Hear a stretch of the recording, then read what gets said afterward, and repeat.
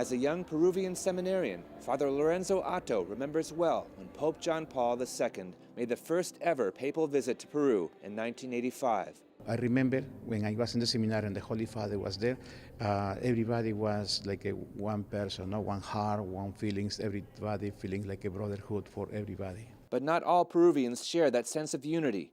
At the time, the country experienced intense violence and division as Latin America was turned into a Cold War battleground against communism. Maoist guerrillas known as Shining Path even staged bombing attacks during the papal visit. Our families, our society was divided by the violence, for the poverty, for the many things what is happening in Peru.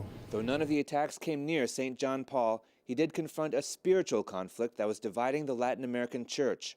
Liberation theology, a movement founded in Peru, sought to involve the church in actively opposing social injustice, but some priests aligned with the activism were censured by the Vatican for supporting Marxist ideas. The Holy Father came to consolidate, to strengthen, to show that the theology of liberation is coming from the Bible, it's coming from Jesus Christ, and it's coming from the word of the Lord, Pope John Paul returned to Peru just 3 years later, in 1988.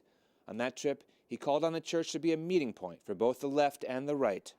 At open-air mass in the town of Iquitos, Pope John Paul joyfully accepted the nickname charapa, a term of affection from the local people that refers to a small but hardy turtle.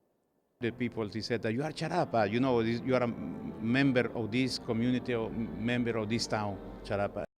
Reconciliation of the church with liberation theology has continued with Pope Francis' emphasis on the spirituality of the poor, though the Vatican has still not formally embraced the movement. In Manhattan, Konrad Aderer, Currents News.